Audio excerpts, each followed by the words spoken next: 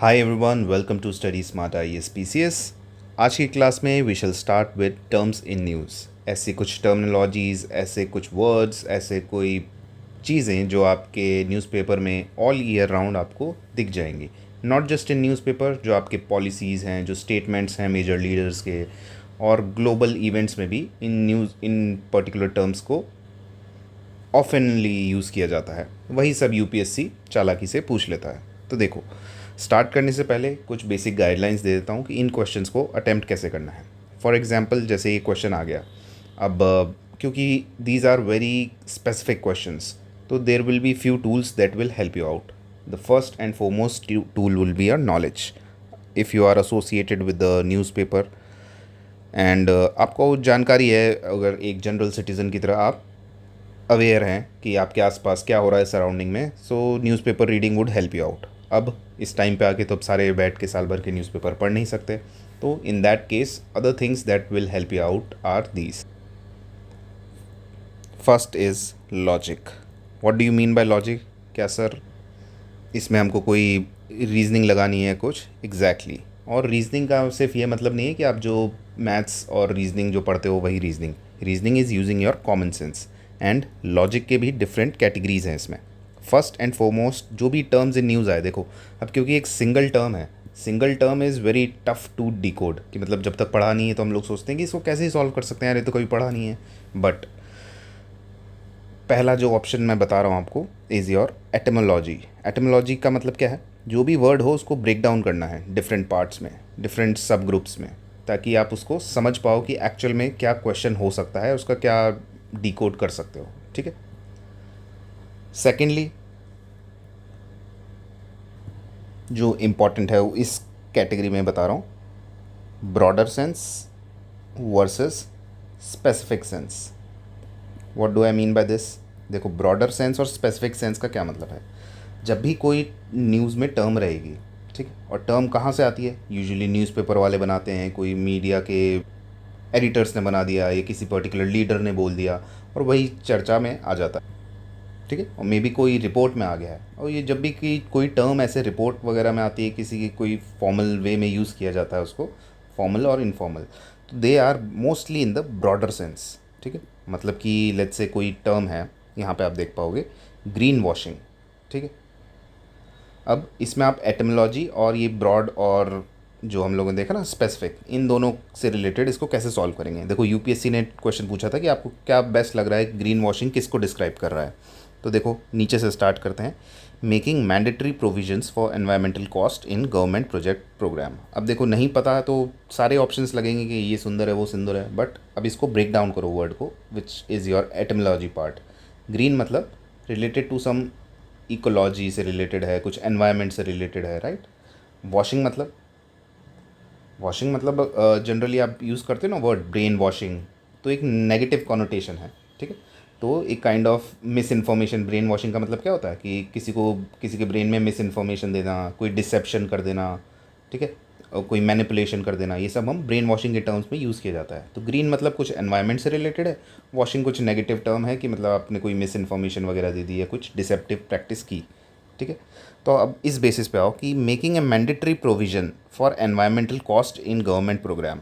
Government का कोई programme है, उसमें आपको कुछ एनवायरनमेंट की कॉस्ट को मैंडेटरी कर दिया, तो ये तो एक अच्छी चीज़ है ना, इसमें नेगेटिव कोनोटेशन है, और ये जो आप देख रहे हैं ऑप्शन पॉजिटिव में है, तो this can never be the answer, पहला ये।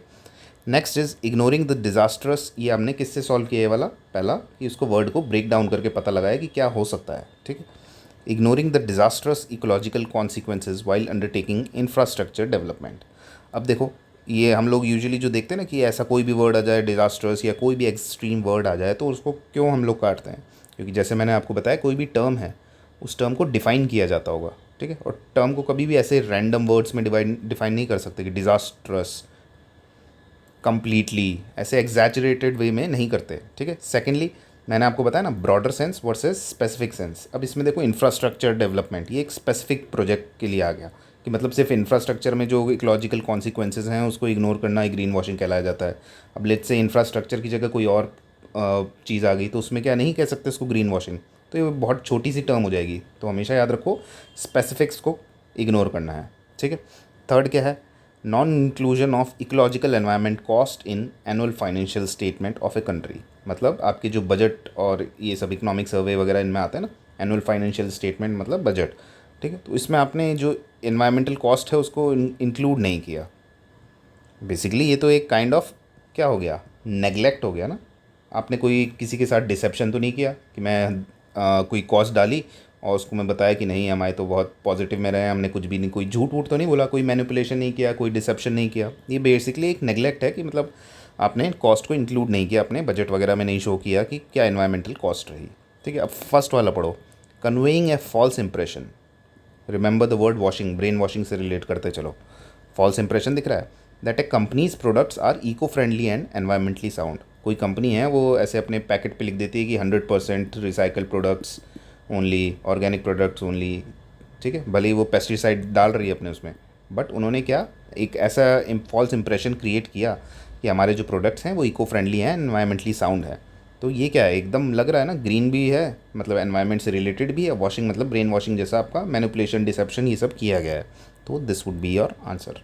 ठीक है, तो याद रखना है कोई भी टर्म दिखे तो उसमें पहले ही दो चीज़ें आपको ये लगानी है, एटमोलॉजी लगानी है, फिर ब्रॉडर वर्सेस स्पेसिफिक लगाना है, फिर बाकी चीज़ों पे यू कैन जंप अपॉन कि मतलब उसकी टोनैलिटी देखनी है, टोन देखनी है कि पॉजिटिव टोन में बोला गया है कि नेगेटिव टोन में बोला गया है।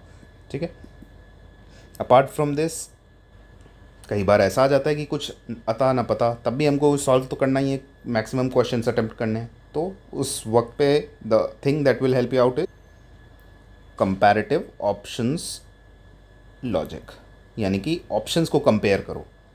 ठीक है, कंपेयर द ऑप्शंस, उनमें पता लगाओ कि क्या मतलब कॉमन है, क्या उसके बारे में मतलब ब्रॉडर सेंस में क्या बोला जा रहा है, किस पर्टिकुलर टॉपिक से रिलेटेड है। तो इसके थ्रू आपको पता लगेगा कि या तो ज़्यादातर टर्म्स आपके एनवायरनमेंट से रिलेटेड होती हैं या थोड़ी इकोनॉमिक्स के टर्म्स में भी हो सकती हैं, फाइनेंसेस वगैरह के लिए। मेजर दो यही प्लेयर्स होते हैं जो आपके टर्म्स इन न्यूज़ में पूछा जाता है, जैसे ग्रीन वॉशिंग आपका एनवायरमेंटल टर्म्स में पूछा गया था। ऐसे हर साल आते हैं ऐसे क्वेश्चंस जो पता लगाने बहुत ईजी होते हैं अगर थोड़ा भी दिमाग लगाया जाए तो। ठीक है, on that all things let's start with the first questions. First question is a genetic A I. अब देखो मैंने जो वर्ड बोला ए जेनेटिक बोला है, और क्या यहाँ पे ए जेनेटिक लिखा है? नहीं, जेनेटिक तो नहीं लिखा, एजेंटिक लिखा है। ठीक है, तो पहली चीज़ क्या है, जो आपकी टर्म हो उसमें ध्यान देना, ए जेनेटिक सुनते ही लगेगा कुछ जीन से रिलेटेड है, जीन नहीं है। ठीक है, जेंटिक है, एजेंटिक। एजेंटिक कहीं किसी से एटिमोलॉजी लगाओ कि ब्रेक डाउन कर सकते हो, तो ये पहला वर्ड दिख रहा है एजेंट। ठीक है, कुछ एजेंट से रिलेटेड है और आर्टिफिशियल इंटेलिजेंस से। तो पहला इसका मतलब एक्चुअल में क्या होता है, एजेंटिक एआई का मतलब ऐसा आर्टिफिशियल इंटेलिजेंस जो एजेंट की तरह वर्क करे। एजेंट का काम क्या होता है कि आपका सब काम ऑटोमेटिकली कर देना। ठीक है, कोई प्रॉब्लम आ जाए तो उसको खुद उसके अकॉर्डिंग अडेप्ट कर लेना, सेल्फ रीइंफोर्सिंग होता है। ये सब चीज़ें एक एजेंट का काम होता है, मतलब आपको बार बार कमांड नहीं देनी पड़ेगी कि भैया इस टाइम पे ये कर दो, उस टाइम पे वो कर दो, सब ऑटोमेटिकली ऑटोनॉमसली होता है। ठीक है, और ट्रेडिशनल एआई जो हम लोग यूज़ करते हैं उसमें क्या होता है, आपको यूज़र इनपुट देना पड़ता है, ये बताओ वो बताओ, एक एक करके इनपुट देना पड़ता है। ठीक है, और वो उसको स्ट्रगल करनी पड़ती है, कोई नई प्रॉब्लम आ जाए तो उसके सॉल्यूशंस खुद नहीं ढूंढ पाता है। ठीक है, अडेप्ट नहीं कर पाता है, तो लिमिटेड अडेप्टेबिलिटी होती है। और एजेंटिक अब एआई में क्या हो रहा है, एजेंट की तरह वर्क करता है कि सब काम आपका सॉल्व कर देगा, कोई भी काम आपको खुद नहीं करने की ज़रूरत पड़ेगी। ठीक है, दूसरा अडेप्ट कर लेगा सिचुएशन के अकॉर्डिंग। अब देखो ऑप्शंस में क्या लिखा है, AI that autonomously plans and executes multi-step task without step-by-step human intervention। ठीक है, this is your agentic AI। बाकी देखो AI system that only respond to human commands, ये तो हम लोग जो जनरली यूज़ करते हैं AI वो होता है। ठीक है, तो जो ह्यूमन कमांड्स पे वर्क कर रहा है उसके लिए एक पहली बात तो ऐसे अलग से टर्म बनाएंगे नहीं। ठीक है, लेट्स से बना भी दिया तो जनरेटिव AI होगा मैक्सिमम। ठीक है, वो भी यूज़र की कमांड्स पे डिपेंडेंट होगा। एक regulatory framework for AI in India, ऐसा कोई फ्रेमवर्क आया होता, पहली बात आपने थोड़ा बहुत उसके बारे में कहीं ना कहीं करंट अफेयर्स में पढ़ा होता, बट ये एक टर्म है। ठीक है, फ्रेमवर्क थोड़ा स्पेसिफिक में आ गया है। ठीक है, AI chips design for edge computing devices, इसमें भी देखो स्पेसिफिक करना चाहा उसने। अपार्ट फ्रॉम दिस एक चालाकी ये करी कि एज लिख दिया, हमने सोचा कि एजेंट वगैरह है तो एज से थोड़ा अपना राइमिंग सा हो जाएगा तो लग सकता है। तो देखो ये बस चालाकियों के वे हैं, but your definition will always be like a text book explanation. कोई इसमें ये सब जनरल वर्ड्स का यूसेज नहीं होगा, प्रॉपर डेफिनेशन टाइप लगेगी। तो इन सब चीज़ों को आपको याद रखना है। And the answer would B AI that autonomously plans and executes multiple task. ठीक है, तो ये जो नोट्स हैं विद आंसर्स आपको मिल जाएंगे ग्रुप पे। अभी के लिए इसमें आपको मैं विदाउट आंसर्स वाला दिखा रहा हूँ, so that you can also pause and actually try to answer these questions using the elimination techniques और योर नॉलेज। ठीक है, सेकंड पे चलते हैं, डेट फॉर नेचर स्वैप। अब फर्स्ट थिंग क्या अप्लाई करना है, एटिमोलॉजी या फिर break down of your words. तो डेट मतलब आपने कितना उधार लिया हुआ है, क्या ऋण है आपका, उसको हम बोलते हैं डेट। और नेचर मतलब कुछ एनवायरनमेंट से रिलेटेड है। ठीक है, एनवायरमेंटल प्रैक्टिसेस, उसका स्वैप किया गया है। नाम से पता लग रहा है आपका जो डेट है और जो आपने एनवायरनमेंट से रिलेटेड अच्छे अच्छे काम किए हैं उनका स्वैप। तो कुछ ऐसी ही आंसर होगा कि इसमें लग रहा होगा कि आपने जो अच्छे काम किए हैं उसके बदले आपका थोड़ा उधार माफ़ कर सकते हैं। स्वैप का मतलब यही तो हुआ, इधर का इधर। ठीक है, अब देखो नीचे से स्टार्ट करते हैं। एक IMF का टूल है। ठीक है, डेट फॉर नेचर, नेचर आ गया तो IMF का पहले तो कोई रोल होगा नहीं। वर्ल्ड बैंक, IMF ये सब सिर्फ डराने के लिए दिया जाता है। To penalize nations that fail to meet biodiversity targets, इसमें कहीं पेनल्टी की तो बात हुई नहीं है ना। और IMF क्यों करेगा ऐसे कि जो हम बायोडाइवर्सिटी के टारगेट्स पूरे नहीं करेंगे तो IMF पीनलाइज कर देगा। देखो अब bilateral trade agreement linking environmental standards to tariffs, इसमें भी क्या है, बाइलेटरल ट्रेड एग्रीमेंट मतलब आपने जो अच्छा अच्छा काम किया उसको बाइलेटरल टर्म्स में कर दिया, तो बहुत स्पेसिफिक हो गया, सिर्फ दो देशों के बीच की बात हो गई। और ऐसी कोई जो टर्म होती है हमेशा उसका क्या बताया मैंने, ब्रॉडर सेंस पे जाया करो, कभी स्पेसिफिक्स में नहीं जाएंगे। तो IMF क्या है, स्पेसिफिक है। वर्ल्ड बैंक क्या है, स्पेसिफिक है। बाइलेटरल ट्रेड क्या है, दो नेशंस के बीच की बात हो गई। ठीक है, अब एक्चुअल आंसर देखो, लगेगा भी देख के कि आंसर ही है। Forgiving A portion of countries external debt, जो आपका डेट है उसको माफ़ करना, किसके लिए, in exchange for conservation investment, जो आपने अच्छे काम किए एनवायरमेंटल कंजर्वेशन के लिए, उसके लिए आपके डेट को, उसका एक पर्टिकुलर पोर्शन को माफ़ करना। ठीक है, तो यही आपका डेट फॉर नेचर स्वैप, जो एटिमोलॉजी से भी सॉल्व कर सकते हो आप and also using your broad and specific. ठीक है, नेक्स्ट आते हैं लॉस एंड डैमेज फंड। ठीक है, तो ये तो वैसे आप लोगों को ऑलरेडी पता होना चाहिए, this is in news since quite a long time. तो देखते हैं क्या है। With reference to loss and damage fund which of the following statement are correct. पहले तो देखो लॉस डैमेज, ठीक है, कुछ आपका लॉस हुआ है, कोई डैमेज हुआ है, उसके लिए कोई फ़ंड बनाया गया है, यानी कि आपके कोई प्रॉब्लम्स हुई थी उसके लिए एक फ़ंड बनाया कि भाई इन लोगों को कोई दिक्कत हुई है उसके लिए एक फ़ंड में सब पैसा जमा करो and will help those particular stake holders. Okay, अब देखते हैं first, it was formally stablish at COP27 held in Egypt. तो पता होना चाहिए था, पहले तो नहीं पता, लेट्स लीव इट। नेक्स्ट पे चलते हैं, इट कॉम्पनसेट्स, कॉम्पनसेट कर रहा है। ठीक है, फंड है तो हेल्प कर रहा है, कॉम्पनसेट कर रहा है किनको, developing nations for climate impacts beyond what they can adapt to. कुछ ऐसे छोटे नेशंस हैं जो अपने आप, जिनके पास इतनी या डेवलपिंग नेशंस हैं जिनके पास इतना पावर नहीं है कि वो अपने आप को खुद प्रोटेक्ट कर पाएँ जो एनवायरनमेंट या क्लाइमेट चेंज की वजह से इम्पैक्ट हो रहा है। ठीक है, तो उसके लिए क्या बनाया, एक फ़ंड बनाया है। ठीक है, ये तो इससे लाइन से पता भी लग रहा है कि मोस्ट प्रॉब्ली सही हो गई। ठीक है, थर्ड क्या है, it is administered exclusively by World Bank. ठीक है, पहला तो क्या वर्ड आ गया, एग्जैजरेटेड, थोड़ा एक्सट्रीम वर्ड आ गया, तो ये देखते ही तो आप ऑटोमेटिकली काट दोगे, एक्सक्लूसिवली वर्ल्ड बैंक इसको एडमिनिस्टर कर रहा है। ठीक है, ऐसा तो होगा नहीं, क्योंकि लॉस एंड डैमेज फंड अभी तक हमको, जो हमारा फोर्थ ट्रिक थी यहाँ पे हमने देखा ना, क्या जो ऑप्शंस को देख के आपको समझ में आया कि ये थोड़ा एनवायरनमेंट से रिलेटेड तो है, क्योंकि COP27 आपका एनवायरनमेंट से रिलेटेड है, ये क्लाइमेट भी एनवायरनमेंट से है, तो वर्ल्ड बैंक मोस्ट प्रॉब्ली इस पर नहीं वर्क करेगा, आपके कुछ UNFCCC के अंदर आएगा कुछ ना कुछ, और एक्सक्लूसिवली भी नहीं होगा वर्ल्ड बैंक, एक दो संस्थाएँ तो और आएंगी ही। तो ये वाला ऑप्शन डेफिनेटली रॉन्ग होगा, थर्ड वाला। थर्ड काटो तो इन दोनों में से एक है।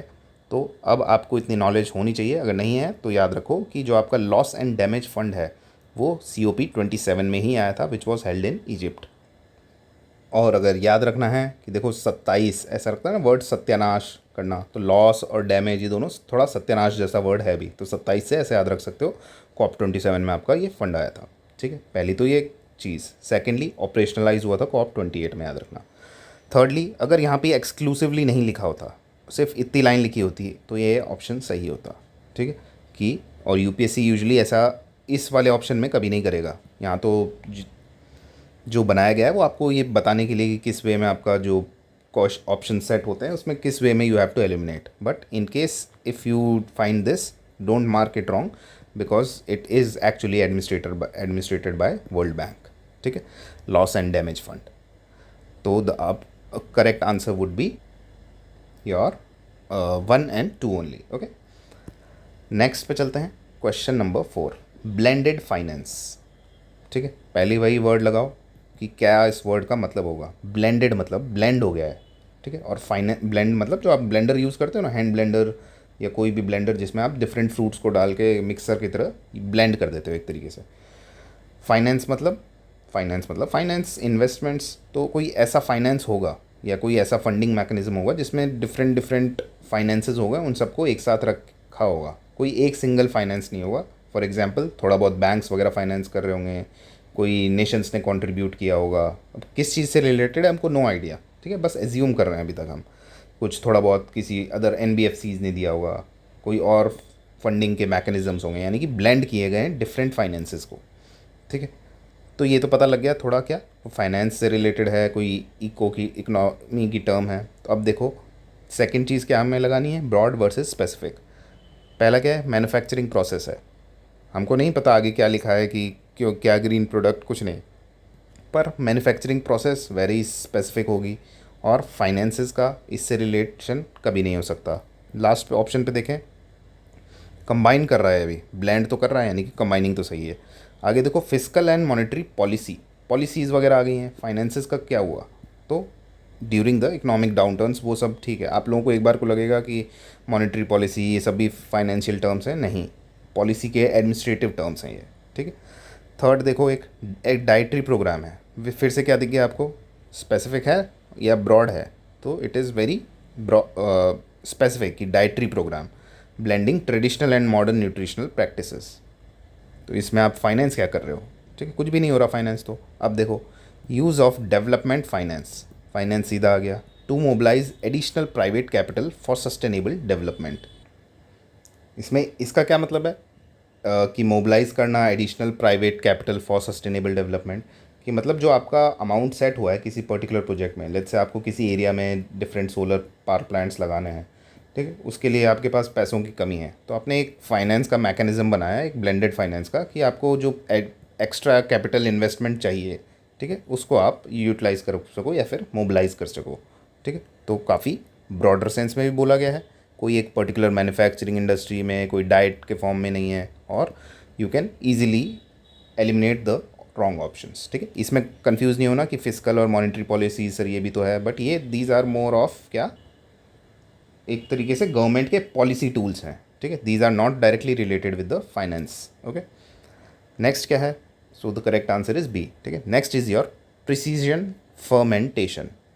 First stage is break down of the words. Precision यानी कि वेरी प्रिसाइज और टारगेटेड हो गया कोई चीज़, या कोई चीज़ स्पेसिफिक वे में टारगेटेड वे में यूज़ किया जा रहा है, उसको प्रिसीजन बोलते हैं। ठीक है, फर्मेंटेशन मतलब, फर्मेंटेशन आप सुनते हो, कर्ड बनाते हैं, अपनी वाइन्स वगैरह बनाई जाती है, अल्कोहल बनाया जाता है। ठीक है, यीस्ट के थ्रू आप लोगों ने सुना होगा इडली का बैटर वगैरह बनाया जाता है।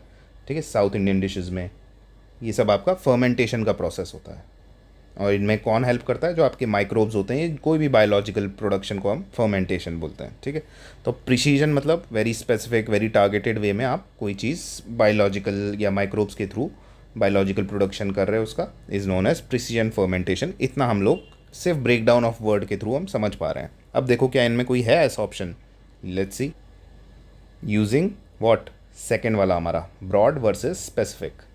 तो देखो नीचे से स्टार्ट करते हैं। Production of biofuels from agricultural waste through controlled microbial decomposition.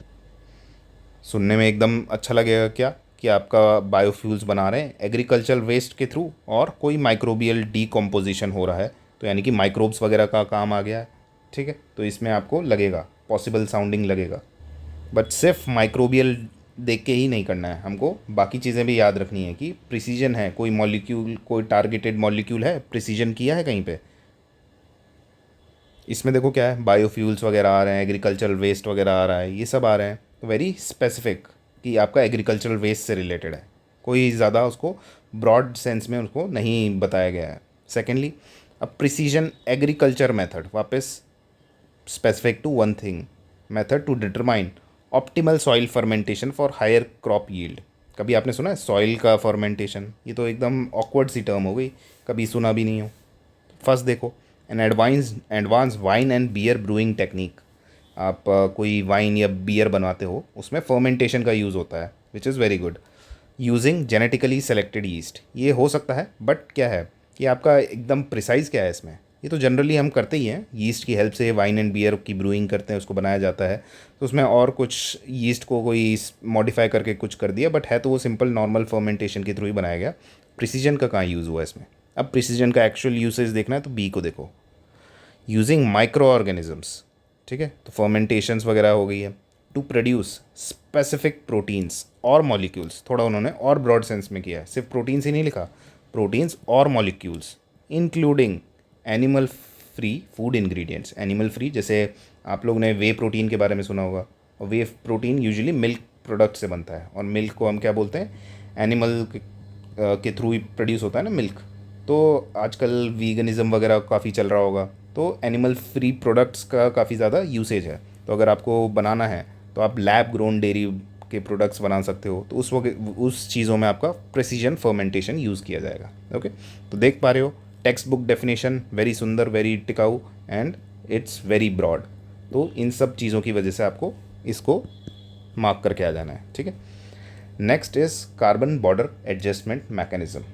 अब देखो, मैंने आपको जो टूल्स बताए थे उसमें पहला टूल जो बताया था ना मैंने, नॉलेज, दिस इज़ योर सर्वोपरि। अगर आपको पता है तो तुरंत टिक करो और भागो, कोई इन सब पे नहीं ज़्यादा टूटना है। ऑल्दो एक बार क्रॉस चेक करने के लिए इस पे ज़रूर वर्क कर लेना, इन दोनों पे। स्टार्टिंग ये जो टू हैं ये बहुत हेल्पफुल होंगे हमेशा।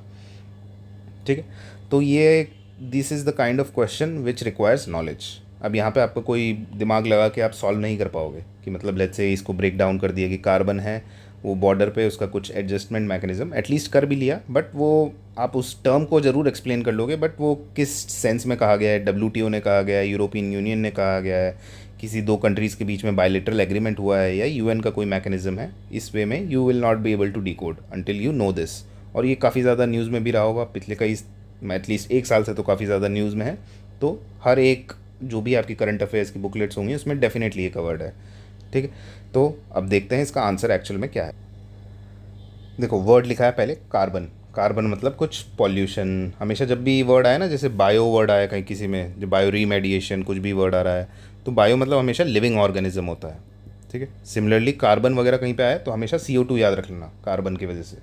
ठीक है, तो कार्बन हमेशा, कार्बन मतलब होता है कार्बन एमिशंस या फिर पॉल्यूशन। बॉर्डर यानी कि जो भी स्टेट्स की बॉर्डर हैं या कोई कंट्रीज़ की डिफरेंट बॉर्डर्स हैं, वहाँ पे एडजस्टमेंट का कोई एक मैकेनिज्म। एडजस्टमेंट क्या होता है आपका? मतलब जो आपके प्राइस वगैरह हैं उसकी इक्वल रहे, मतलब रूल्स की इक्वालिटी, जो प्राइसेस वगैरह है उसकी इक्वालिटी रहे, या कुछ टाइप का कोई एडजस्टमेंट मैकेनिज्म खोला गया है, किसी पॉल्यूशन से रिलेटेड है आपके बॉर्डर पे।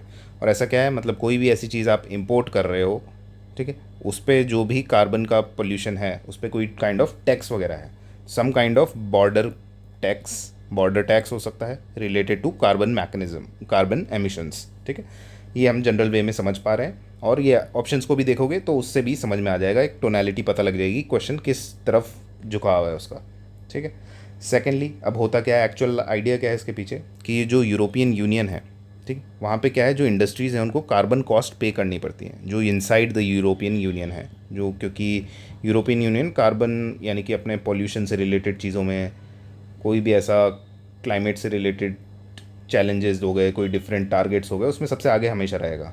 ठीक है, आप लोगों ने सुना भी हो कार्बन न्यूट्रलिटी अचीवमेंट की, तो सबसे पहली डेट यही लोग निकाल के देते हैं कि हम लोग तो भाई 2030 में ही कार्बन न्यूट्रल हो जाएंगे, ऐसा कुछ ये हमेशा यूरोपियन यूनियन करता रहेगा। And this is your biggest hint as well. अगर ऐसा कोई क्वेश्चन आ जाए और उसमें आपको दिख जाए एनवायरनमेंट से रिलेटेड कोई पॉलिसी मेजर है, कुछ मैकेनिज्म है, तो उसमें यूरोपियन यूनियन दिख जाए, तो more often than not the answer will be European union वाला ही। ठीक है, सेकेंडली क्या हुआ कि जो आपके यूरोपियन यूनियन है उसमें जो भी इंडस्ट्रीज़ हैं, लोकल इंडस्ट्रीज़ यूरोपियन यूनियन की, उनको एक कार्बन कॉस्ट पे करनी पड़ती है अपनी सरकार को। ठीक है, वहाँ का रूल है। अब कोई जो बाहर से गुड्स आ रहे हैं उनको कोई कार्बन कॉस्ट थोड़ी पे करनी पड़ी, जो वहाँ पे आपके जनरेट हुए हैं गुड्स वो आए सीधे इंपोर्ट किए। तो अब जो लोकल इंडस्ट्रीज़ उनको लगता है यार इनको तो कुछ भी नहीं पे करना पड़ा, हमको यहाँ पे करना पड़ा, तो why not shift to some other country. ठीक है, ऑब्वियसली ये फीलिंग आएगी कि जो इम्पोर्टेड गुड्स हैं from other countries they don't have such strict climate rules, उनको कोई ऐसे कार्बन कॉस्ट पे नहीं करती, तो यूरोपियन कंपनी डिसएडवांटेज में रहेंगी। तो इस वजह से क्या है, उन्होंने बोला कि जो भी इम्पोर्टेड गुड्स होंगे वो सेम आपका कार्बन कॉस्ट या फिर कार्बन टैक्स उनको पे करना पड़ेगा। तो ये यूरोपियन यूनियन ने एक पॉलिसी निकाली है। अब पढ़ो, European union policy charging imports from lower carbon priced countries equivalent to European union emissions trading system. ठीक है, बाकी ऑप्शन देखो, WTO कहाँ से आ गया। ठीक है, थोड़ा एनवायरमेंटल का टर्म तो लग रहा है, तो एटलीस्ट WTO वगैरह तो इसमें फालतू का काम करेंगे नहीं। ठीक है, और दूसरा है एक्सपोर्ट्स के ऊपर है। सेकेंडली बायलेटरल एग्रीमेंट, मैंने बोला ना बहुत स्पेसिफिक हो गया दो चीज़ों के बीच में, US और यूरोपियन यूनियन के बीच में। उसके बाद united nation mechanism to transfer carbon credits from develop to developing nation. तो इसमें क्या एडजस्टमेंट क्या हुआ, क्या बॉर्डर पे क्या हो रहा है। ठीक है, तो ये सब चीज़ें आपका आंसर नहीं दे पाएंगे। यहाँ पे इसको पढ़ोगे और एक एक वर्ड को एसोसिएट करोगे तो कल करते चले जाओगे कि जो आपका पॉल्यूशन है बॉर्डर की वजह से क्या लिख रहा है, आपको पूरा दिख जाएगी कि जो ऐसी कंट्रीज़ हैं जो इंपोर्ट कर रही हैं या एक्सपोर्ट कर रही हैं यूरोपियन यूनियन को। ठीक है, उनका एक एडजस्टमेंट मेजर है कि मतलब इक्विवेलेंट हो जाए हमारा बाकी कंट्रीज़ से, और ये मैकेनिज़्म तो है ही पूरा। ठीक है, तो ब्रेक डाउन करके भी थोड़ा बहुत आप आंसर के करीब पहुंच जाओगे, बट इसके बारे में एक्चुअल में you should know the answer. ठीक है, again the answer is B. Next पे चलते हैं। अब थोड़ा आप समझने लगे हो तो let's start in a faster pace. Vitrification, very specific term.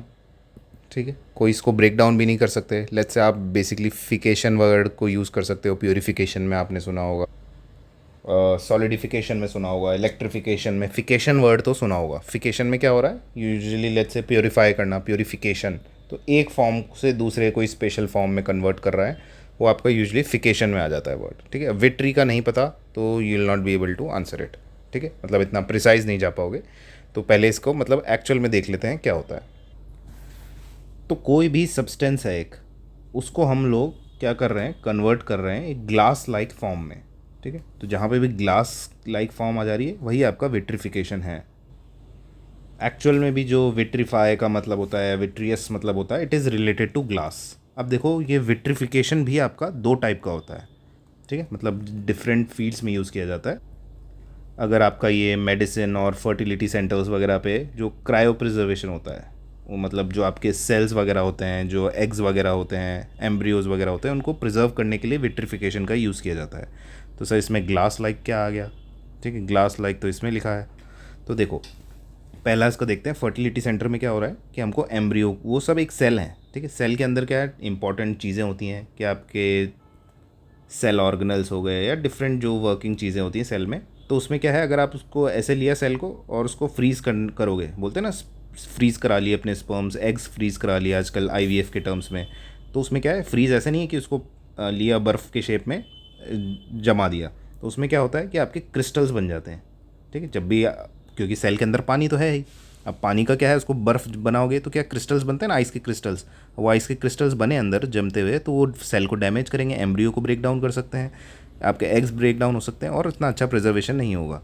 ठीक है, तो इस वजह से हमको किस वे में प्रिजर्व करना पड़ता है इसको, विट्रिफिकेशन के फॉर्म में, कि जो सेल है उसके पानी को ऐसे फ्रीज़ किया कि उसमें वो आपके क्रिस्टल्स ना बने।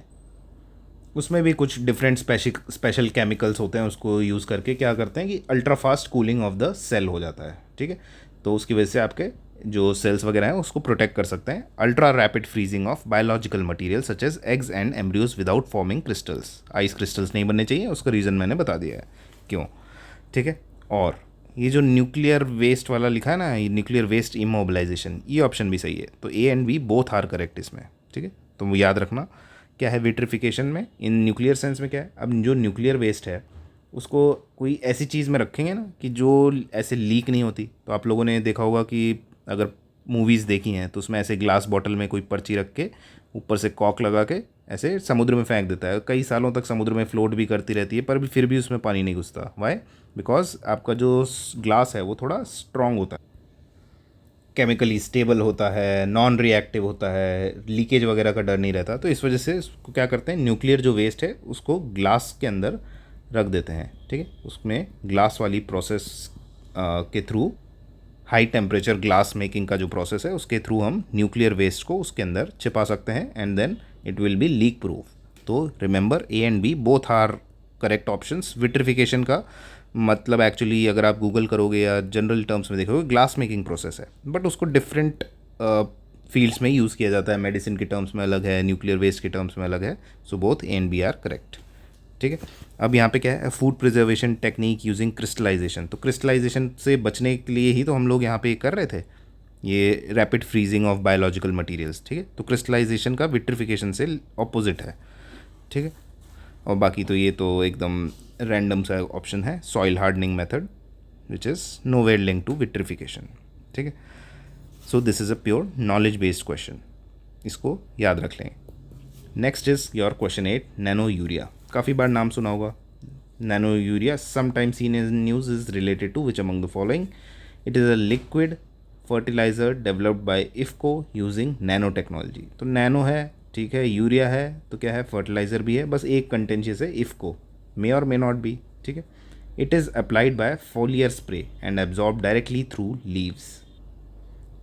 फॉलियर का भी मतलब यही होता है, फॉलिएज मतलब होता है लीव्स, ठीक है। तो फॉलियर स्प्रे मतलब लीव्स के ऊपर छिड़कना, ठीक है। It is applied by foliar spray and absorb directly through leaves, ठीक है। थर्ड क्या है, it completely replaces the need for conventional granular urea. जो ग्रेन्स वाले यूरिया है उसको कम्प्लीटली रिप्लेस कर सकता है उसकी नीड को। तो ये तो वही क्या हो गया, कम्प्लीटली आ गया, एक्सट्रीम वर्डेड है, तो थर्ड काटोगे तो you will at least get to 50-50। And अब याद रखने की दो चीज़ें बची आपके पास। पहला, इफ़ को याद रखना है कि येस इफ़ को द्वारा ही डेवलप किया गया है, और दूसरा फॉलियर स्प्रे ही है, यानी कि लीव्स के थ्रू ही डायरेक्टली एब्जॉर्ब किया जाता है। दीज बोथ आर करेक्ट, तो 1 and 2 is the correct answer. Next is radiative forcing. अब इसमें क्या है, पहला वर्ड जिस पे फोकस जाना चाहिए, फोर्सिंग पे, यानी कि कुछ ज़ोर ज़बरदस्ती किया जा रहा है, फोर्सिंग की हो रही है उसकी, ठीक है। रेडिएटिव मतलब जो अर्थ पे रेडिएशंस आते हैं, सोलर हीट जो आती है, रेडिएशंस जो होते हैं, ठीक है, उनको फोर्स करना, यानी कि कोई ऐसा चेंज हो रहा है या कोई ऐसा फोर्स है which changes the flow of heat radiation in earth का एटमॉस्फेयर। अर्थ के एटमॉस्फेयर में उस पर्टिकुलर चीज़ को, यानी कि फ्लो ऑफ हीट रेडिएशन को फोर्स कर रहा है कि कोई ऐसी चीज़ है। अब हमको नहीं पता कि क्या है, पर इतना पता है किसी चीज़ के थ्रू या ज़बरदस्ती हो रहा है ऐसा। अब पहला ऑप्शन देखो, intensity of solar radiation absorb by earth surface in equatorial region. कहीं पे कोई ज़ोर ज़बरदस्ती दिख रही है, कहीं पे कुछ हो रहा है, नहीं। Radio active energy release during nuclear fission in power plants, कुछ जोर ज़बरदस्ती हो रही है, वो तो नेचुरल प्रोसेस है, ठीक है। या फिर पावर प्लांट्स में भी हो रहा है, वो भी न्यूक्लियर फिशन तो नेचुरल प्रोसेस ही है ना। Force exerted by radiation on spacecraft use to calculate orbital decay, ठीक है। यहाँ फोर्स को तो ये लोग समझा पा रहे हैं कि मतलब फोर्सिंग को तो कर दिया, अब रेडिएटिव कहाँ हो रहा है, ठीक है। ये रेडिएशन ऑन स्पेस क्राफ्ट, ठीक है, तो रेडिएटिव को इन्होंने रेडिएशन से लिंक करने की अच्छी कोशिश की है। तो कौन सा इसमें लॉजिक काम आएगा हमारा, कौन सा, ब्रॉड वाला आएगा कि स्पेसिफिक वाला? तो देखो ब्रॉड कौन सा है, बी ज़्यादा ब्रॉड है कि सी? एटलीस्ट अगर आप 50-50 पे आ गए तो लास्ट में तो ये डिसीजन ले ही सकते हो कि ये स्पेस क्राफ्ट वगैरह से रिलेटेड। और ये वाला पढ़ो, the change in atmospheric energy flux, flux को मारो गोली, सिर्फ एटमॉस्फेरिक एनर्जी या फिर रेडिएशन, कॉज्ड बाय नेचुरल और एंथ्रोपोजेनिक फैक्टर्स, ठीक है, मेजरिंग वार्मिंग कूलिंग इफेक्ट। मतलब कि जो कुछ नेचुरल रीजंस की वजह से या कोई एंथ्रोपोजेनिक फैक्टर्स की वजह से, ठीक है, ये दोनों फैक्टर्स क्या कर रहे हैं, फोर्स कर रहे हैं कि जो आपका ओवरऑल एनर्जी बैलेंस है अर्थ पे वो कोई फ्लक्चुएट हो जाए, उसी को हम क्या बोलेंगे, रेडिएटिव फोर्सिंग। और ये बोल रहे हैं कि स्पेस क्राफ्ट के ऊपर रेडिएशंस आ गए, वो फोर्स कर रहे हैं उसको, कुछ ऑर्बिटल डीके का मतलब सिर्फ स्पेसिफिक टू एस्ट्रोफिजिक्स या फिर स्पेस क्राफ्ट से रिलेटेड है। अब देखो एक्चुअल में क्या है रेडिएटिव फोर्स। सूर्यदेव हैं, सूर्यदेव ने गर्मी दी, रेडिएशंस के थ्रू अर्थ पे आई और अर्थ ने अपनी रिफ्लेक्ट कर दी और अपना एक हीट बैलेंस मेंटेन किया, ठीक है। ये अपना नॉर्मल प्रोसेस होता है। बट कुछ वजह से क्या होता है कि लेट्स से आपके कोई वॉल्केनो हुआ, उसने ऐश के क्लाउड्स बना दिए, अब क्या हुआ, सन की लाइट यहाँ आई और थोड़ी रिफ्लेक्ट बैक हो गई, ठीक है। कुछ का क्या हुआ कि अपने जो ग्रीन हाउस गैसेज हैं अर्थ पे आई, यहाँ पे सूर्य हैं, उन्होंने भेजा यहाँ पे अपने क्या है, ग्रीन हाउस गैसेज हैं, उसने आने तो दिया रेडिएशन को, पर यहाँ जो अर्थ से टेरेस्ट्रियल रेडिएशन निकली वो यहीं पे ट्रैप हो गई।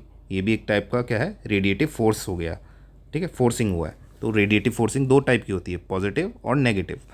और पॉजिटिव क्या हुई कि जो आपकी जो सनलाइट आई, अर्थ ने एब्जॉर्ब किया, अर्थ ने वापस भेजा, पर वो ग्रीन हाउस गैसेज ने रोक लिया, ठीक है, यानी कि more heat stage in the atmosphere, तो यानी कि पॉजिटिव ये वाला हुआ। पॉजिटिव का मतलब ये नहीं कि जो आप पॉजिटिव नेगेटिव बोलते हो कि बी पॉजिटिव वाला पॉजिटिव नहीं है।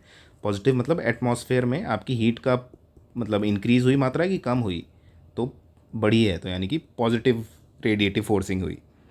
नेगेटिव रेडिएटिव फोर्सिंग क्या हुई कि मतलब वही जो वॉल्केनो था या कोई एक बादल जैसा ऐसा बन गया जिसकी वजह से सन की जो लाइट है यहीं से टप्पा खा के इधर निकल गई, यानी कि एटमॉस्फेयर में नहीं आ पाई, तो ये नेगेटिव रेडिएटिव फोर्सिंग है। ठीक है, तो ये बहुत इंपॉर्टेंट वर्ड है, इसको अच्छे से याद रखना और थोड़ा दिमाग लगा के इसको भी आप सॉल्व कर सकते हो, even if you don't know the answer. Next is sickle cell anaemia elimination mission. Start करने से पहले इसको एक बार हम देख लेते हैं इन जनरल टर्म्स में कि सिकल सेल एनीमिया होता क्या है। So let me just erase this.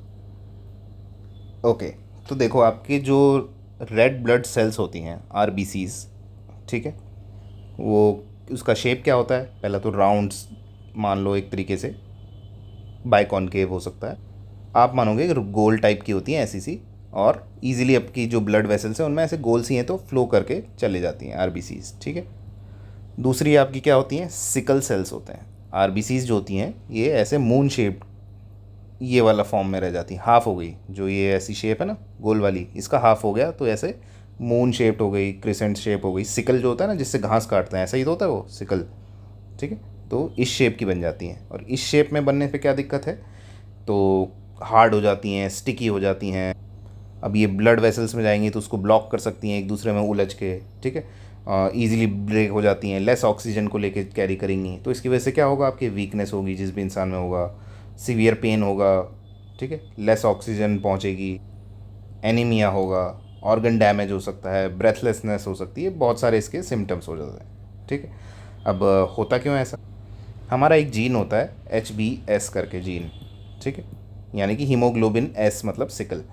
तो एक हीमोग्लोबिन पे एक प्रोटीन होता है हमारे आरबीसी पे, आरबीसी के अपने के अंदर हीमोग्लोबिन होता है, ठीक है, मतलब haemoglobin is a protein in RBC which carries oxygen, ये सब हम जानते हैं, ठीक है। तो इसका एक डिफेक्टिव फॉर्म प्रोड्यूस हो जाता है which is known as HbS, ठीक है, यानी कि सिकल हीमोग्लोबिन हो जाता है। तो इसकी वजह से क्या होता है कि अपना सिकल सेल एनीमिया होने के चांसेस होते हैं। अब क्या है कि यहाँ पे नया जो फैक्टर है आपको याद रखने की चीज़ है इससे रिलेटेड, वो है कि ये सबसे ज़्यादा जो सिकल सेल एनीमिया होता है ना, ये ट्राइबल्स में होता है। और ऐसा क्यों, कोई ये छुआछूत की बीमारी तो है नहीं कि एक को था तो दूसरे को हो गया, नहीं, इसके पीछे आपका नेचुरल सिलेक्शन की जो थ्योरी होती है वो वर्क करती है। क्या होता है एक्चुअल में कि जब एक ही डिफेक्टिव जीन होता है ये जो है ना, तो ये लेट्स से एक डिफेक्टिव जीन मदर में था, एक नॉर्मल जीन था फादर में, तो इनहेरेंट किया जो बेबी ने, तो उसको एक सिकल सेल का ट्रेट आ गया, ठीक है, सिकल सेल ट्रेट बोलते हैं इसको। तो अब क्या हुआ कि जब ये सिकल सेल का ट्रेट होता है ना, तो उन बच्चों को या उस पर्टिकुलर इंसान को अगर मच्छर काटता है, मलेरिया वाला मच्छर, तो उन कंपैरेटिवली प्रोटेक्टेड रहते हैं, वो उनको मलेरिया नहीं होता, ठीक है। तो ये चीज़ हमने देखी। तो अब नेचुरल सिलेक्शन के थ्रू, मतलब जो नेचर है वो देखता है कि यार इन लोगों को, हमको नेचर बोलता है कि मुझे इन लोगों को मलेरिया से बचाना है, तो ऐसे जो लोग हैं उन लोगों में सिकल सेल ट्रेट वाला अडॉप्ट कर लो ताकि मलेरिया से बच जाएं और इतने ज़्यादा मौतें ना हो। तो उन्होंने सिकल सेल को अडॉप्ट कर लिया। अब ये यूजुअली क्योंकि ट्राइबल्स लोग किस में रहते हैं, अपने जंगल वगैरह में रहते हैं, वहाँ पे मॉस्किटोज़ वगैरह होते हैं, क्योंकि ऐसा सिचुएशन ऐसी होती है ना, ह्यूमिड क्लाइमेट है, मॉस्किटो की प्रेवलेंस है, मलेरिया हिस्ट्री कॉमन होती है, तो वहाँ के जो अडेप्टेशन ऐसी हुई, ठीक है, कि जो सिकल सेल वाले ट्रेट वाले लोग थे वो ज़्यादा बच पाए and survive because even after having malaria so common, ठीक है। तो नेचुरल सिलेक्शन ने preserve the gene in those populations, ठीक है, उन्होंने बोला कि अब ज़्यादातर आप लोगों में सिकल सेल होगा। तो इस वजह से ट्राइबल्स में काफ़ी प्रेवलेंट होता है ये वाला डिजीज़, ये अच्छे से याद रखेंगे। और सिकल सेल क्या होता है, ऐसे राउंड की जगह ऐसे सिकल शेप बन जाता है, तो उसको सिकल सेल एनीमिया कहते हैं।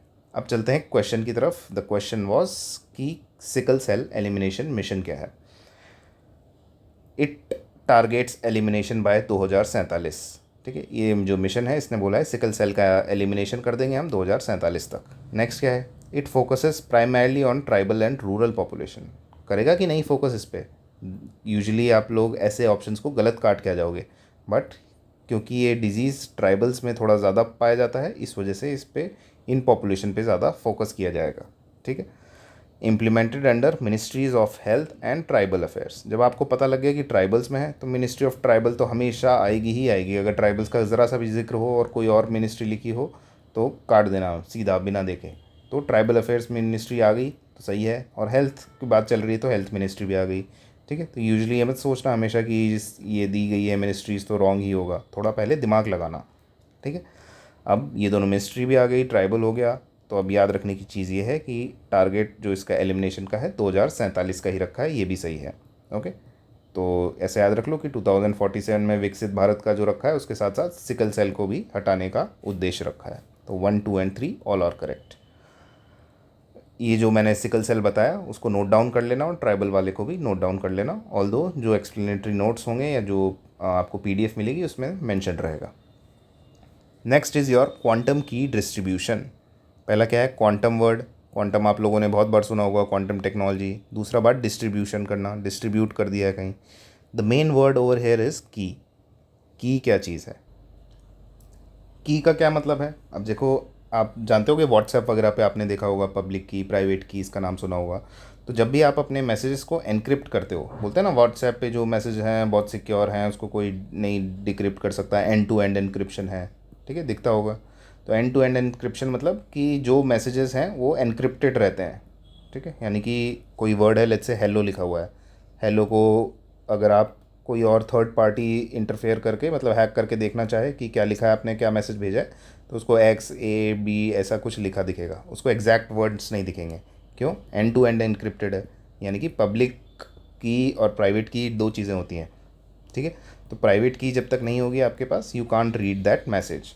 ठीक है, तो की क्या है? एक सीक्रेट कोड है टू अनलॉक या लॉक करना आपके एनक्रिप्शन को, जो भी आपका मैसेज है उसको।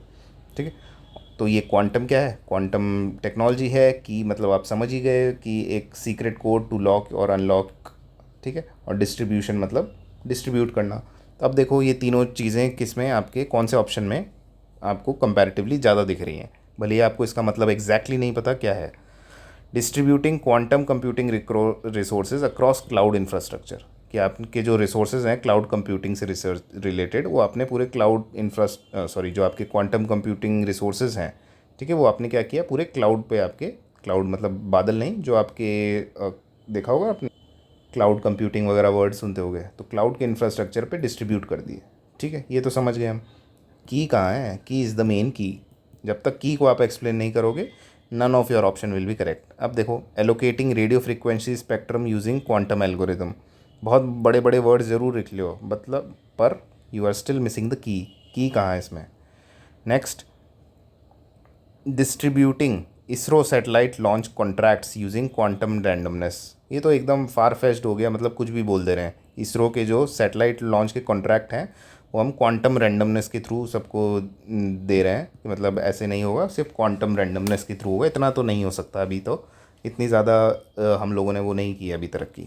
ठीक है, और रेडियो फ्रिक्वेंसी स्पेक्ट्रम भी अपने क्वांटम एल्गोरिथम के थ्रू नहीं सॉल्व कर रहे हैं, नॉर्मल एल्गोरिथम के थ्रू कर लें वही बहुत होगा। ठीक है, अब बी पढ़ो, ए क्रिप्टोग्राफिक मेथड। ठीक है, की से समझ पा रहे हो? Using quantum mechanics to create theoretically unbreakable encryption keys. ठीक है, समझ गए? सारे वर्ड्स फुलफिल भी हो गए और एक्सप्लेनेशन भी अच्छा सा। तो दिस इज़ योर आंसर, कि इस वे में आप अपना जो एनक्रिप्शन कर रहे हो, कि it is not possible to decrypt the message until unless you have the encryption keys with you. ठीक है, तो this is quantum key distribution. Next पे चलते हैं, question number 12, marine heat waves. ऐसे वाले क्वेश्चंस पे जो खुश हो जाया करो कि एकदम सिंपल, सब समझा दिया, मरीन भी पता है, हीट भी पता है, वेव्स भी पता है। अब देखते हैं क्या है। They refer to prolong period of anomalously high ocean surface temperature. Marine है, ठीक है, ओशन है, हीट है, गर्मी हो रही है, और वेव्स है। ठीक है, they can cause coral bleaching and disturb marine ecosystem. देखो, जब भी वर्ड आए ना कैन, तो उसको थोड़ा लाइटली लेने की कोशिश किया करो, कि यानी कि किसी भी चीज़ के कुछ इफ़ेक्ट्स तो होते ही हैं। अब मरीन हीट वेव से आपको नहीं पता कि कोरल ब्लीचिंग होती है, ऑल्दो पता होना चाहिए, बट नहीं भी पता तो भी आप समझ सकते हो कि किसी ना किसी वे में डिस्टर्ब कर सकता है मरीन इकोसिस्टम के, कोरल ब्लीचिंग में इफ़ेक्ट हो सकता है अगर पानी का जो ओशन का टेम्परेचर है वो बढ़ गया तो। They have no effect on terrestrial weather patterns. ऐसा कोई चीज़ है पूरे जोग्राफी में? सबसे अच्छी बात यही है कि अगर यहाँ पे कुछ छोटी सी चीज़ हुई तो उसका इफेक्ट कहीं ना कुछ वे में आप प्रूव कर सकते हो कि हो सकता है। ठीक है, कि आपके जो ट्रेड विंड्स हैं कहीं पे स्लो डाउन हो गई तो कहीं पे एल नीनो हो गया, उसकी वजह से क्या हो गया, तो मेडन जूलियन ऑसिलेशन है तो उसका इम्पैक्ट इंडियन मानसून पे पड़ता है कि नहीं। तो हर एक चीज़ का इम्पैक्ट कहीं ना कहीं पड़ता ही है। और वैसे भी बहुत ज़्यादा नेगेटिव स्टेटमेंट है, no effect on terrestrial weather pattern. Let's say अभी तक आज की डेट में कोई नहीं प्रूव कर पाया है। और जैसे ही आपने इसको सही माना, अगले दिन रिसर्च पेपर में आ गया कि yes it has impact on terrestrial weather patterns. तो क्या यूपीएससी इतना बड़ा रिस्क लेगा? कभी नहीं। तो थर्ड ऑप्शन को काटें, एंड इन दोनों में से वी नो कि both are interlinked and A is the correct one. Next चलते हैं इन्वेस्ट टूल। ठीक है, और अच्छी बात यह है कि इन्होंने इसकी डेफिनेशन यानी कि फुल फॉर्म दे दी है, integrated valuation of ecosystem services and trade off. यानी कि वैल्यू कर रहे हैं आप उसकी, किसकी वैल्यू पता लगा रहे हैं? इकोसिस्टम सर्विसेज की। अब सबसे बड़ा क्वेश्चन इसमें ये नहीं है इन्वेस्ट का क्या मतलब है, सबसे बड़ा क्वेश्चन है इकोसिस्टम सर्विसेज क्या होती हैं। ठीक है, ये ऑलरेडी यूपीएससी पूछ चुका है। अगर आप पीवाईक्यू से नहीं थोड़े कनेक्टेड हैं तो ये आपको टफ लगेगा। ठीक है, तो देखो इकोसिस्टम सर्विसेज का मतलब होता है, एक सेकेंड, इकोसिस्टम सर्विसेज का मतलब होता है ऐसी सर्विसेज और ऐसे बेनिफिट्स इनफैक्ट, ठीक है, ऐसे बेनिफिट्स जो ह्यूमन को मिलते हैं, which human get from nature. Nature के जो इकोसिस्टम्स हैं उनसे क्या बेनिफिट ह्यूमन को मिलता है, which is your ecosystem services. जैसे जैसे आपको फॉरेस्ट से क्या क्या मिलता है? फॉरेस्ट से आपको ऑक्सीजन मिलती है, कार्बन को स्टोर करने की जगह मिलती है, ठीक है, सॉइल का प्रोटेक्शन, सॉइल इरोजन नहीं होता। और नेचर में सिर्फ ये तो आता नहीं है फॉरेस्ट, और भी चीज़ें आती हैं। लेट्स से कोई इंसेक्ट, इनफैक्ट छोटी सी बी भी होती है, ठीक है, मधुमक्खी, उससे क्या होता है आपका पॉलिनेशन होता है, क्रॉप्स वगैरह आपकी प्रोड्यूस होती हैं, वेटलैंड्स वगैरह होते हैं आपके, उनसे क्या होता है वाटर प्यूरिफिकेशन एक सर्विस देता है, फ्लड कंट्रोल का एक सर्विस देता है। सिमिलरली मैनग्रोव्स के आपको प्रोटेक्शन देता है साइक्लोन से, सॉइल इरोजन में हेल्प करता है। यानी कि cleaning, protecting, recycling, supporting life, जितनी भी मेजर चीज़ें हैं सब आपका इकोसिस्टम के थ्रू आपको बेनिफिट्स मिलते हैं ह्यूमन को। ठीक है, याद रखना ह्यूमन को जो बेनिफिट्स मिल रहे हैं these are known as ecosystem services. Secondly ये कि कितने टाइप्स की होती है, this is the main question. तो देखो इकोसिस्टम सर्विसेज में सबसे इंपॉर्टेंट है which is your provisioning services. लिख लेना क्योंकि ये नोट्स में आपके नहीं लिखा मिलेगा। ठीक है, पहला है प्रोविजनिंग सर्विसेज का क्या मतलब है, जो चीज़ें हम डायरेक्टली ऑब्टेन कर रहे हैं, जैसे कि आपको फल मिल गए, कोई फ्रूट्स मिल गए, जो भी फूड मिला, लकड़ी मिल गई, टिम्बर मिला, आपको ओशन में गए तो वहाँ मछली मिल गई, कुछ मेडिसिनल प्लांट्स मिल गए, ठीक है, प्लांट्स मिल गए, और कहीं पे लेट्स से आपको कोई फ्रेश वाटर भी मिल गया। मतलब एक डायरेक्टली जो आपको चीज़ें मिल रही हैं नेचर से, वो these are your provisioning services. ठीक है, याद रखना अच्छे से। दूसरा क्या है, रेगुलेटिंग सर्विसेज। रेगुलेटिंग सर्विसेज क्या है, आपके नाम में लिखा क्या है, रेगुलेट, जो आपका कंट्रोल कर रही हैं, रेगुलेट कर रही हैं जो भी नेचुरल प्रोसेस हैं। जैसे क्लाइमेट को रेगुलेट करते हैं कौन, अपने ट्रीज़ वगैरह, ठीक है, फॉरेस्ट वगैरह क्लाइमेट रेगुलेशन में काम आते हैं। फ्लड कंट्रोल में मैनग्रूव्स वगैरह हमने देखे थे, और वाटर के प्यूरिफिकेशन में वेटलैंड्स वगैरह हो। तो ये रेगुलेट कर रहे हैं, एक तरीके से कंट्रोल कर रहे हैं डिफरेंट प्रोसेसेस को। इनका याद रखना अच्छे से नाम, क्योंकि क्वेश्चन यही पूछा जाता है कि लेट्स से क्लाइमेट रेगुलेशन कौन सी, which among the following services fall under regulating services के अंदर पूछ लिया। 3-4 दे दिए इसने, फ्लड कंट्रोल, पॉलिनेशन, टिम्बर और ये और वो। तो याद है अपने, टिम्बर तो डायरेक्टली मिलता है, पानी भी डायरेक्टली मिल जाता है, बट अगर वाटर प्यूरिफिकेशन आ जाए तो वो रेगुलेटिंग सर्विसेज का पार्ट है। ठीक है, और नेक्स्ट एक और आती हैं आपकी सपोर्टिंग सर्विसेज। सपोर्टिंग सर्विसेज क्या है, कुछ ऐसी सर्विसेज या कुछ ऐसे चीज़ें जो आपके इकोसिस्टम के फंक्शन में हेल्प करते हैं। जैसे लेट्स से फोटोसिंथेसिस हो गया, ठीक है, वो इकोसिस्टम के मेंटेनेंस में, उसके वर्किंग में हेल्प कर रहा है ना। फोटोसिंथेसिस हुआ तभी प्लांट्स वगैरह जी पा रहे हैं, फॉरेस्ट बन पा रहे हैं। न्यूट्रिएंट साइक्लिंग हो गया, ठीक है, पूरा न्यूट्रिएंट्स कैसे घूम के आ रहे हैं वापस, तो एक तरीके से सपोर्ट मैकेनिज्म प्रोवाइड करा रहे हैं। सो this is your supporting services.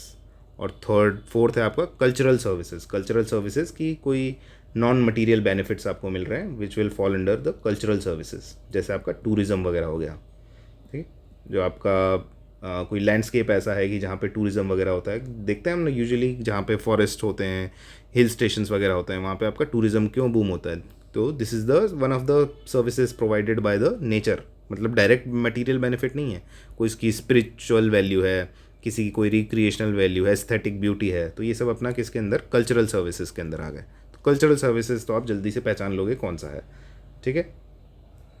Similarly जो फर्स्ट वाली हमने देखी प्रोविजनल सर्विसेज, वो भी आप पहचान लोगे, प्रोविजनल और कल्चरल सर्विसेज तो ईजी लगी।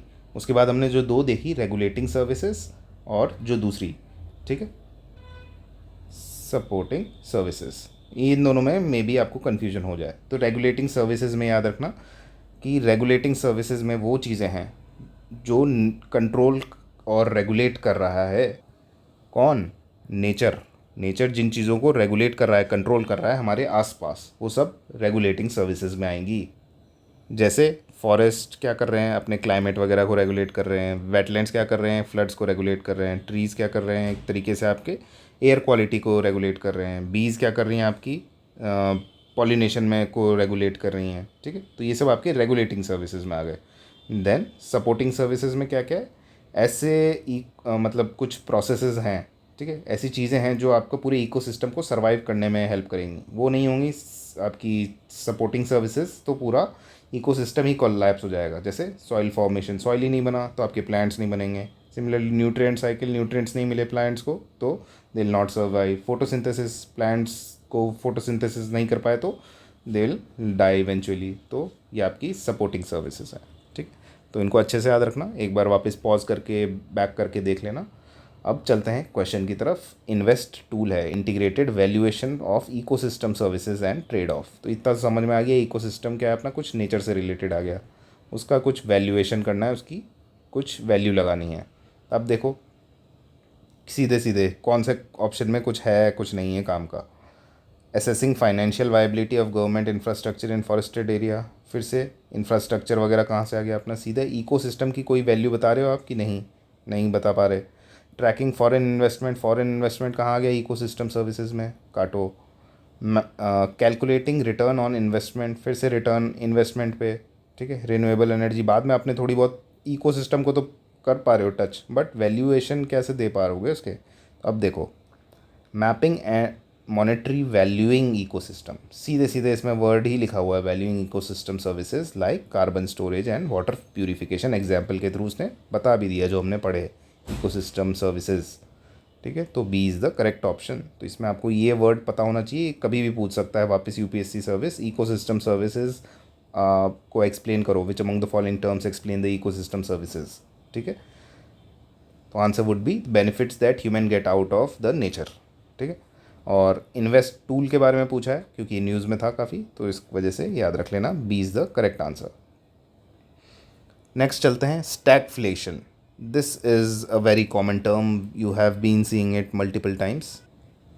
और इसकी ब्रेक डाउन करो वर्ड का तो भी समझ पाओगे। स्टैगफ्लेशन यानी कि स्टैग मतलब स्टैगनेंट, एक जगह पे रुका हुआ है, कौन, इन प्लस इन्फ्लेशन, इन दोनों के वर्ड से मिलके बना है।